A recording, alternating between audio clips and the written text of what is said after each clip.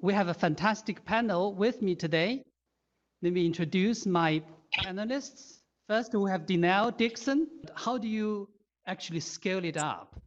And how do you ensure that, if others, for example, MasterCard has launched a platform, as I understand it, for central banks to test their CBDCs on their platform. Now, for a central bank out there, how do they decide? If I test on Stellar network, would that work also on the MasterCard network? So these are the issues from a practical point of view would be important for the policymakers to understand. Maybe we can start from Denell, then maybe swing back to Rory as well. Thank you. Yeah, thank you, Dong. This is such a great question, and it's one of the things that actually hits back to the question that you asked about Libra. I think that the focus that we have on open, decentralized, permissionless networks, which is what Stellar is, and which is what we focus on building, and we try to actually integrate with the incumbents, like with respect to MasterCard, for example. We have to make it really simple, especially when it's a new technology and you're actually trying to integrate with these different stacks that exist out there. You have to make the on-ramp to the network very simple. And that's where the interoperability and the standards come into play. And from just all of my years of focusing on standards, and this is what we did exceptionally well at the very beginning of the web, and when we focused on the internet technology, there was a massive focus on standards and trying to build this ecosystem that anyone could join if they chose to. And all they needed was to understand how to get onto the internet, and then they could build their own website, or they could build other engagements and opportunities with end users. That's what we're trying to do here in what we call the Internet for Payments. So it's the same idea. An open permissionless network is important. And making sure that network is easy to interoperate with, which is what we try to do and strive to do here at SDF and on Stellar, but lots of entities out there are trying to do the same thing. This is what creates the opportunity for there not to be a single incumbent, which I think is hugely important in this space.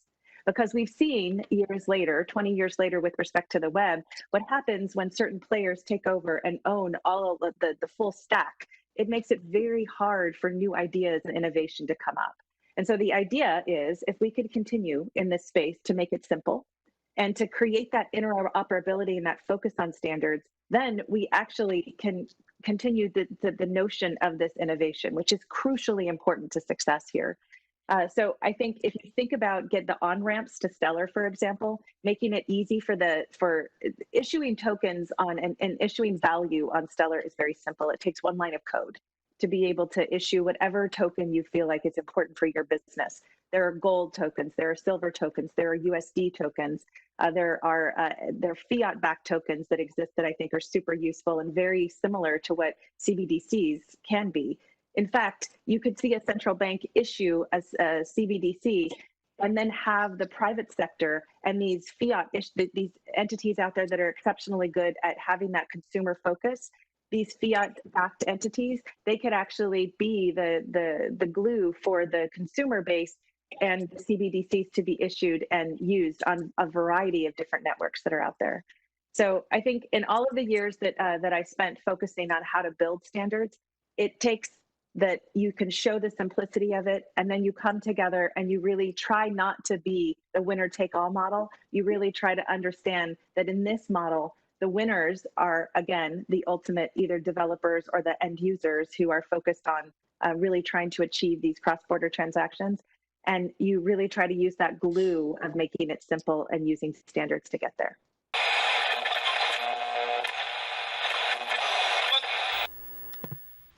What's going on, everybody? Happy Wednesday. Hope you guys have been having fun. It's been a pretty eventful week so far. I always love to start off with a little throwback video because there's so much going on with Stellar. There's a lot of activity, a lot of movement, and it sometimes gets forgotten. So that was Denell Dixon. That was just last year where she was talking at a panel with the IMF, as you saw, about the future and capabilities of Stellar and the possible implications it could have with stablecoins and CBDCs. thank you for joining in today. I'm really excited. It's been a real fun week. We had Kevin Campbell on Monday, and just reminder on Friday, I've got Carmel Cadet. You definitely want to tune in for this one. Carmel has worked 10 years with IBM. She was formerly working on the IBM Blockchain WorldWire project. She now has her own company, MTech, and recently was working with the Central Bank of Bahamas on their Sandbox project. So definitely want to tune in on that. Also, we got Tomas. Shout out to Anthony Barker. He really said don't sleep on Tomas, man. The N tokens is really gonna be a force and a powerhouse on the Stellar network, and he made sure to connect us two directly. And very excited. Yeah, absolutely. Shout out to everybody viewing. That's right. All my people out there, Dominican Republic. I love y'all. Yo, shout out to Orange County. What's up? Orange County, stand up. Appreciate y'all tuning in. But today, I know that we're here to talk about Jason Chlipala with the SDF. I'm really excited to bring him on. His background is quite impressive. I remember having a conversation with John Licata. Shout out to my good friend John Licata out there. We're having a conversation, and he pointed out, he said, Sam, the amount of talent that are leaving great opportunities out there in the tech world that can literally get a job anywhere, they are all lining up to work with the Stellar Development Foundation. And he's absolutely right. There's no denying it. And I'm just happy to bring on Jason Chlipala to the show. And here we go, Jason. What's going on, my man? How are you? Hey, not much. That was generous. I don't know if I could get a job anywhere, but I'll use you as a reference, I guess. Yeah. Yeah. yeah, absolutely. No, I really appreciate you taking the time to sit in here on this little this live stream, and it's been great. It's been almost 100 videos, and it's all been focused around the Stellar community. You guys are doing a lot, and so I appreciate you giving me so much content to talk about. Absolutely, yeah. No, I mean, we love everything you're doing. Really excited to be here. Awesome. Look, I want to start off, as I mentioned earlier, you know, there's a lot of great talent, whether you acknowledge it or not. You're absolutely one of them. You know, I was looking at this. I mean, look at this background. I mean, Yale Law School, Cornell University. You've been around. You've been a CEO yourself. You've been a COO of other companies. Why don't you introduce yourself to the audience and kind of give a little background and how you ended up here with Stellar? Yeah, certainly. So I had through school, studied pretty technical stuff, math, physics, did some computer science. Interestingly, my computer science was sort of my brother's thing, my older brother, and I was like, I'm going to do my own thing, so I'm not going to do that. Kind of wish I had majored in computer science, but hey, that's the way it goes. Very technical kind of training and background, did like pure math research in my summers. But then I sort of took this left turn. I wanted something even more, immediately applicable to the real world. So I did go to law school, and then started my career as an attorney, as a tax attorney and as a general corporate lawyer, but very quickly was missing like the technical side of my brain. And so after a few years of that, I ended up at Palantir. But I will say, I'm really glad I had that stint as a lawyer, because I just find it's incredibly valuable. And I mean, in a way, and it's very related to Stellar and how we think about blockchain. I mean, working as a lawyer, it's sort of seeing how rules are set up and seeing how decisions are made. So, in the most extreme case, like in a court, how do you make decisions? But also you see the inner workings of how do corporations, how do groups of people decide things? And that's incredibly applicable all the way up till today, because at Stellar we really pride ourselves on we are thinking about how to improve the financial system, not replace it, not supplant it. We're not looking, we don't think blockchain is going to be some shadow financial system. It's going to make it better. It's going to connect to it. And so just kind of that experience, seeing how rules interact and how people think about rules was great. But I went over to Palantir, which has been much more in the news lately. And huge company. No, they're doing well. Yeah, CEO, and I love my time there. Yeah, Peter Thiel, correct? He was the CEO of the company. He was one of the key first investors. He wasn't actually the CEO, but he sort of put together the team, and he's on the board, things like that. Wow, And so that's a big data company. You can think of it as data analysis and integration. And there I would lead projects. So I would lead a team of engineers, data scientists, designers, things like that. And essentially we would show up at some big company, and they would have a particular problem for us to work on, and we would solve it with data. So we would build custom applications to solve their data problems. And there I really enjoyed sort of getting to be like the translation layer between the really technical side and the more business side. And that's what I've always enjoyed the most in my career. And so did that for a while, and eventually moved out to Los Angeles, which is where I live today. And to LA? Yeah, I saw Orange County, not too far. Yeah. Shout out to Orange County. Yeah. So right. So I decided it was time to sort of try something new. And as you pulled up my LinkedIn, I was at a few small startups in LA. And then, I got into blockchain, and I wasn't like explicitly looking to get into blockchain. It was actually, I was talking to a company in LA called Gem. I don't know if they're still around, but I knew someone from Palantir who was there. Mm-hmm. And then another person I knew said, hey, if you're into blockchain, you should talk to this company called Chain. And it wasn't that I was really, into blockchain, but I was like, sounds like a good idea. So Adam Lunwin, right? Adam Lunwin. Yes, exactly. Adam Lunwin. Yeah. Okay. And at the time, they were working on a product called Sequence, and it was essentially a database product. It was sort of, the idea was like an internal database that uses a blockchain data model, and so that eventually you could connect to a blockchain. And so that was really interesting to me, and it made me think of some of the Palantir background of thinking about data and data integration. So I ended up at Chain, and that's how I ended up with Stellar, because Interstellar ended up acquiring Chain. And then, after a bit of time there, I started talking to Danelle and Jed about coming to join SDF. And so that's what I ended up doing. But it's been a cool journey for me, because you were talking about talent, and I think one of the things I really love about working in this space is you think about these big macroeconomic trends, and you also think about like more tactical technology decisions. I really love that sort of really, really big picture, or really, really in the weeds, and I think a lot of other people like that too. And so, especially for someone with my background, it's been awesome. No, it's exciting, man, and it's interesting because Danelle has a law degree as well, if I'm not mistaken. Yeah. And so, but it does show. I feel as if Stellar has really. I'm sorry, I was laughing. It's people just tuning in, see people running out on bathroom breaks to come watch the show.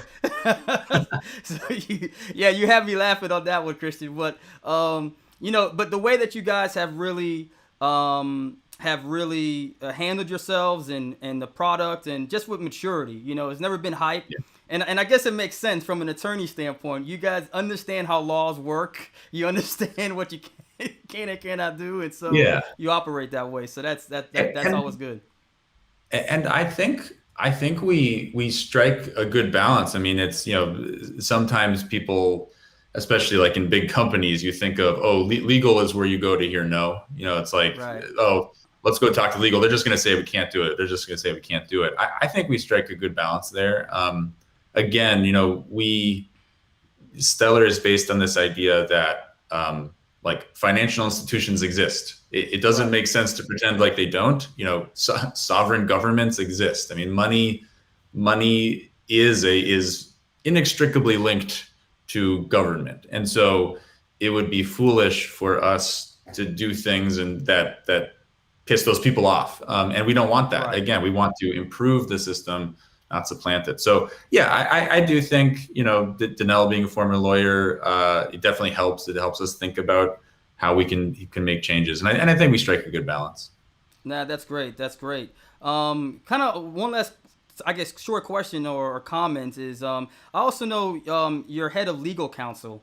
Talking, just kind of that, that stream of thought also has a really great background. So, Yes. and so anyways, I just really want to give credit to that. Wanted to go ahead and just hop on, because I know we had a bunch of questions that folks have and wanted to go through. I had one that I want to start off with. I looked at the roadmap, right? And the roadmap said one of the main slogans has been help Stellar to be the blockchain people know and trust. And in the roadmap, it talks about discussing about marketing Stellar to accelerate visibility, participation. My question is, Jason, who are y'all marketing to? You know what? It's for a lot of us, we're so excited about Stellar. We want everybody to understand the potential. I did, before we got on, I did start doing some Google searches, and let me see if I can show my screen here. I Googled stable coins, and the first thing that popped up was Stellar. That was the number one, right. Result there was Stellar. So, yeah, shout out to Harold. He's laughing, boy, because that's the question, right? So definitely, you guys are definitely targeting, because ads like that don't happen, by accident, right? They don't happen by accident. So, what can you share as far as the target audience that you guys are looking to market to, and a little bit background on the decision making there? Yeah, of course. So I think it's two broad groups. So the first group would be, the people that are going to build. So the developers and businesses that are going to actually build products on Stellar. So that's one group. And then the second group are, regulators. So regulators, governments. And, and I think like what you pulled up, that's a great example. We really want to increasingly get people to associate, stablecoin with Stellar, because it really is, it's kind of amazing when you think about it that, Jed and the other people who created Stellar, they were doing this back in 2014. Stablecoin was not a term anyone used. No, shout out. Listen. Yeah. I remember when Jed was talking about, stablecoins, CBDCs, like nobody was talking about that. No, like stop lying. You weren't talking about CBDCs back then. Yeah. I mean, he was way ahead of everybody. Yeah. And it's facts. And it's really interesting because it's like, again, another way to think of Stellar is one of the core core ideas of Stellar is that issuers of assets exist.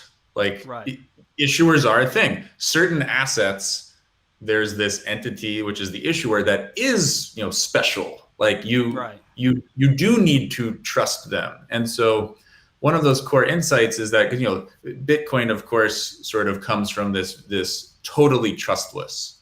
You don't need to trust any entity. And I mean, that's incredible. But with Stellar, if you make this one little change where you say, actually, there are certain entities that it's fine to trust. Like you're trusting them anyway. So the technology can also trust them. As soon as you make that little change, it does all sorts of things. For example, it makes the whole thing way faster. As I'm sure the people listening know, on Stellar, a block is clear, a new ledger is closed every 4 to 5 seconds. On Bitcoin or Ethereum, it takes much, much longer.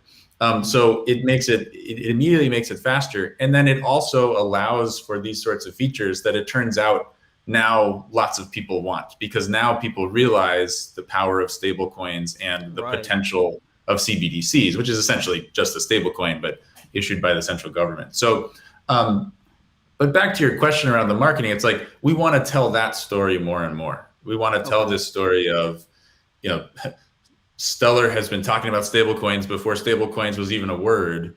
And so again, to these two groups, if you're a developer or a business and you have a use case or a product that wants to move value, Stellar is great for that. So you should learn more. And if on the other side, if you're a government or a regulator and either you're hearing all about this and you need to figure out how to regulate it, or you're even thinking about doing something yourself, like a CBDC, again, we want those people to know that Stellar has this, was basically designed for this stuff from the start and has this rich feature set specifically for issuers. So that's the goal of that marketing. And that makes push. sense. I mean, when you describe it that way, because at the end of the day, you could have a bunch of apps, you could have a bunch of trinkets online, but if you don't have the regulatory, the true gatekeepers, right? The two gatekeepers that are there allowing it to go through, then what do you have? So yeah, that makes perfect sense. That makes perfect sense. Right. So we've solved the problem, the question. We know exactly where they're marketing to. I like the answer. Kind of going into, because we've been talking a lot about regulatory environments, central bank, digital currency, stable coins. I purposely started off with that clip at the beginning. Somebody asked earlier, they said, why are you showing that clip? There's a reason for me showing the clip. The clip, shows about the discussion about, Stellar really being within the conversation. As a matter of fact, I know that since 2019 at Meridian, you had Fed chairs, IMF, World Bank was participating in Meridian 2020. Next month, I talked about a guest this Friday, but Carmel Cadet's going to be moderating a discussion at it is the Woman of Color. Small business is the engine of the crypto economy. And I know that panel is going to be titled The Digital Dollar and Central Bank Digital Currencies. So I know that this process has been a very long one. How far apart are we in your experience and for what you're seeing right now, to the point where I'll be able to go down and pay for some coffee, per se, with a digital currency? Yeah. Well, I mean, first, I think you sort of started off talking about CBDCs. So the question of when can you pay for coffee, that's not necessarily, you don't need a CBDC for that. You could have a private company that facilitates that. So on the being able to pay for more stuff with digital assets, I mean, I can't really put like a time on it, but I actually think we're close. Good to hear. Yeah. I don't think it's going to be sort of a binary thing where, all of a sudden you can pay for everything, but I think there will start to be groups of merchants or types of merchants that do accept digital assets. I don't think that will take too long. And I think, especially in the case of cross-border payments, I mean, it just, one way you can think of it is digital assets are a way to avoid correspondent banking. Not like skirt the compliance, just avoid the slowness, avoid the complication. So I think certainly with respect to cross-border, we are going to start seeing that. I think relatively soon, I would say like in the next year, there will be these types or these categories that you can pay for things. When you start talking about, okay, when will we get to the point where you can pay for anything? That's where it starts to bleed a little more over into the CBDC question, because I mean, a CBDC is a digital asset that's also legal tender, which by definition means you can basically, pay for anything with it. On CBDCs, I think the point we're at now is most of the central banks are now realizing it's now time to start thinking about the technology and the policy. So a lot of people took this approach of we should start with just thinking about the policy implications of a digital asset and sort of very purposefully not thinking about what's the actual technology. Because we got to get the policy first. And quite frankly, I think that was a smart way to start. I agree. And you figure out certain, answer certain questions. But you do come to a point where the technology you choose is very related to the policy implications. So, and I think that's where central banks are getting. They're realizing, okay, we can't really just assume away the implementation anymore. We need to start actually thinking about, this network versus this network, or this technology versus this. So a good example of this is the question of permissioned versus permissionless networks. Oh, I'm glad you brought this up. Please, yeah. Go ahead. Yeah. And the way I think of this is digital currency versus digital cash. So, digital currency, like, a bank account, you could think of it as digital currency. I mean, it's digital in the sense it's not physical. Whereas digital cash would be an attempt to have a cash-like instrument that is digital. And so, it's more bearer in form. I think some central banks are very much interested in digital cash because they want the simplicity of cash. They want the trust that people have in it. Like cash is sort of the ultimate trust. You know when you have it because you're physically holding it, and they want that. So there are certain economies and regions where having a digital cash-like instrument is very important, and those central banks are very interested in that. Those also tend to be the central banks that are most focused on financial inclusion and ways of addressing the unbanked or underbanked. There are other economies, other central banks that they're more interested in digital currency, not necessarily digital cash. You can make the argument, but at the end of the day, they're going hear what you're saying, but just not that interested in it. Right. So this question of digital currency versus digital cash, then the technology decision of permissioned versus permissionless becomes super important, because if you do want digital cash, if you want something that operates like cash, you kind of need it to be permissionless. Right. Because if it's a permissioned network, you can kind of just collapse that into one centralized account. And at that point, it's not really cash, it's just an account. So that's just an example of, I think, where we're getting to. I think central banks are starting to understand these admittedly nuanced distinctions better and better.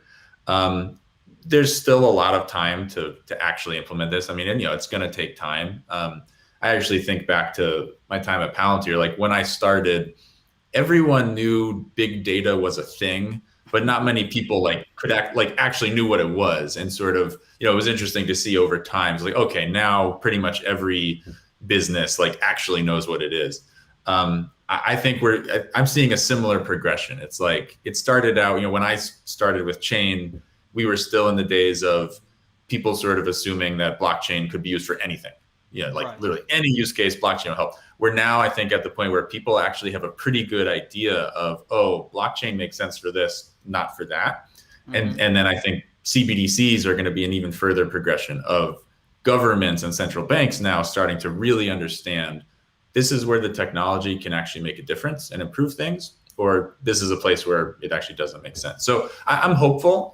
It will take time to educate. And it also gets back to the marketing point. I mean, part of this is just getting regulators and government officials to understand and to be aware of these technologies. And one of the big things right now that is USDC as a stable coin that just got launched onto the Stellar network. Yes. Any brief thoughts or comments on what you're looking forward and seeing with USDC? Yeah, so we are incredibly excited. It was really fun to be able to finally announce that.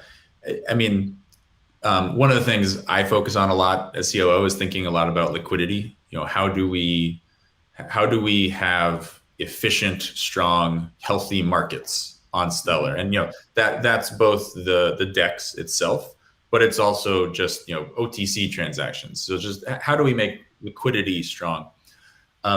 Having an asset like USDC is essential to having strong, healthy liquidity, because it's now Stellar has a way to tap into other liquidity that exists elsewhere. through the USDC asset as a bridge. So I think we're going to see more and more applications using USDC and really bolstering the liquidity on the network. So I think it's hugely important. And we're excited to get other kind of key currencies that can serve as sort of a reserve currency. So we're excited to have a great euro asset, and we want to continue that process. Good. Kind of going back to the roadmap that was just released for this year. One of the points was it was stated about building strong relationships with tech consulting firms. And it was pointed out that it was crucial for the expansion of Stellar. Can you talk a little bit behind the scenes of what you guys meant by that when you said of course firms? Yeah. Yep. Yeah. So kind of for better or worse, a lot of big important decisions always have a consulting firm involved, kind of around it, especially with governments. So pretty much any CBDC project you read about, there's a consulting company, consulting, advising them on how to make the technology decision.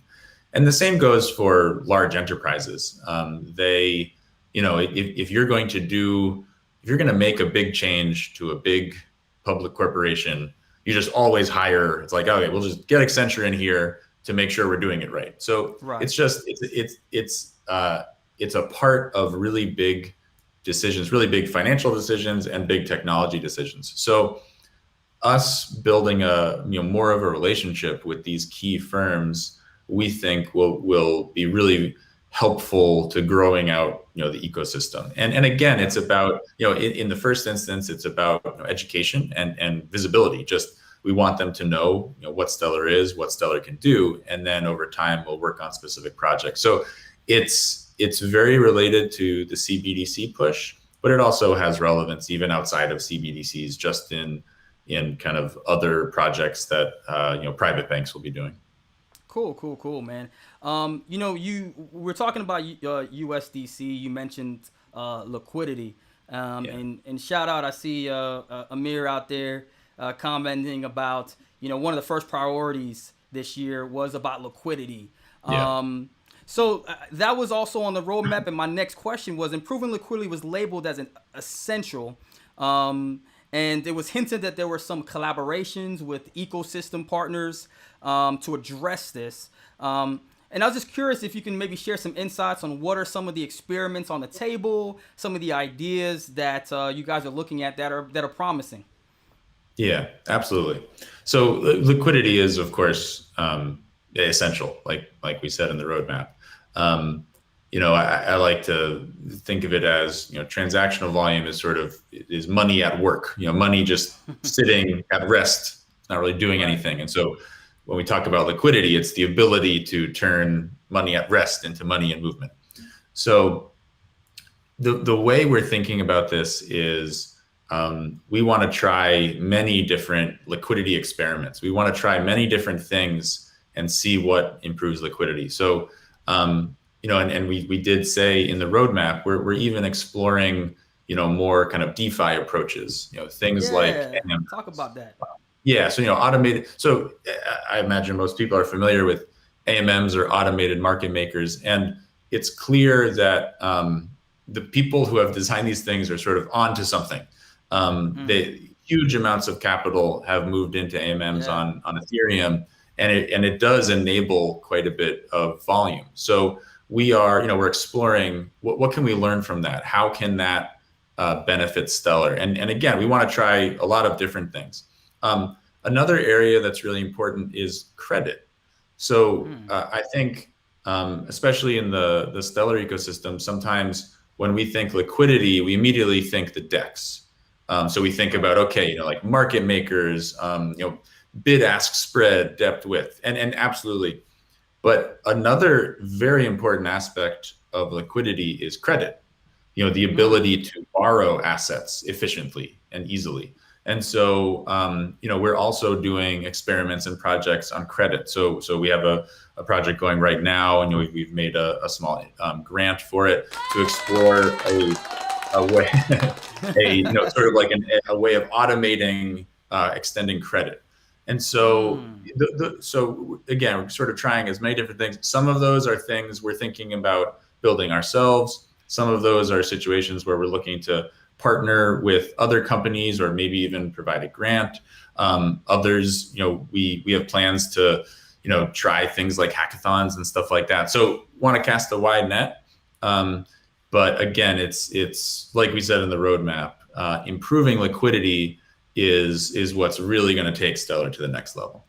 I think that's huge. I just had a conversation this morning about the credit and lending and what that could bring to blockchain. So this is the first time I heard this. I'm excited, honestly, to hear that that's on the roadmap, because I do believe that's something that has huge potential. Kind of moving forward on the roadmap, blockchain and enterprise is something that's been out there. A lot of the conversation has been focused on finance, stable coins, but has there been any opportunities yet or in discussion of maybe around the tracking of digital assets, tracking ownership, any of those sort of use cases in Stellar? Yeah, I mean, I can tell you SDF, and obviously SDF is not the same as Stellar. Right. SDF is most focused on, payments and, regulated assets, things like representing, equities on something like Stellar. Those are the use cases we are most focused on. That doesn't mean that other people won't come up with brilliant ideas in other areas that use Stellar, but those are our focuses. And, I will say, I actually think one of the strengths of Stellar is that it was designed with a, relatively narrow set of use cases in mind. But I actually think that's a strength, because it does those incredibly well. Something like Ethereum, of course, is much broader. You can sort of build anything on Ethereum, but like we talked about, that comes with trade-offs, things like speed or the expense. So for us, we're most focused on payments and regulated assets. I think my personal opinion is that's what the technology is best suited for. But that doesn't mean that, someone else won't have an idea that it turns out, oh, wow, that's incredible. I didn't think of that. I mean, that's also the beauty of, an open source technology and an open network. Anyone can try it. That's back to CBDCs. That's kind of the whole point of CBDCs. You create this open thing, and then who knows what people will build on it. So it's exciting. It'll be exciting to see. Absolutely. And, digital assets, security tokens, and all those different things is very, very exciting. Very exciting. Yeah. I got another question on the roadmap. So there was an importance of connecting more with ecosystem contributors that was expressed, kind of, continuing from the last question. For instance, it talked about a focus on completing a prototype for a 2-layer technology to bridge between Stellar and other techs, a private layer. Is there any kind of background you can share on the vision for that and maybe what that could bring to Stellar? Yeah. I mean, I can't share any details of like the specific technical implementation, but essentially, thinking about layer 2 technologies is a pretty, widely talked about thing in the blockchain world. For us, the way I think the two key things it would bring are it could bring privacy and increased throughput. So if we do have we want to build out a layer 2 prototype so that it would be possible to do transactions on like a side net or if you're familiar with payment channels, something like that, that brings privacy. Because one of the things that like a central bank could say about Stellar is, well, all of the, you can see all the transactions. Obviously, you don't see names on the accounts, but you see the transactions. So a layer 2 option could address that, because then you would not see the actual, all of the specific transactions between two counterparties. And then layer 2 can also address higher volume. So, we all know as a decentralized, distributed network, it's never going to be as fast as a centralized technology. It's just, that's just the reality of it. But with things like layer 2, you can create situations where you actually can process, 10,000, 20,000 and higher transactions per second, and still have it connect back to the public network. So those are the two kind of, it's not use cases, but the two problems that could be potentially addressed by a layer 2, privacy and throughput. Nice, very exciting, very exciting. Let's talk about the enterprise fund. The enterprise fund has been something that has, I would say, some of the more exciting announcements that have come out over the past year, and really gives us an idea from as the community, a vision into the direction that Stellar is going in. I mean, last year it was discussed Abra, an investment into Abra, D-Stock, Satoshi Pay, and the latest one was Wire. That was one of the biggest announcements that came on. I want to give you some time to maybe talk about some of these investments that were made, and if you don't mind, giving us an idea as to, what is the criteria and some of the visionary processes that go into where you guys decide to allocate these investments. Yeah, absolutely. So the enterprise fund is, think of it as a kind of a venture style fund. It's a pot of lumens, and using that, we invest in companies that will make Stellar better. So, I mean, at the end of the day, that's the criteria. Will this business, do we think this company is going to help make Stellar successful? And so we tend to look for sort of Series A, Series B investments in terms of stage, and we're looking for strong teams that have a product or building a product or a service that can hook, that is built on Stellar. And so that's actually one of the key things is, there are plenty of great companies out there, even ones that are very aligned with the overall mission of Stellar Development Foundation, for example, but maybe they don't use Stellar. We invest in companies that will actually use Stellar. So like Wire, for example, like you said, that's one we are extremely excited about. You can think of Wire almost like Stripe for crypto.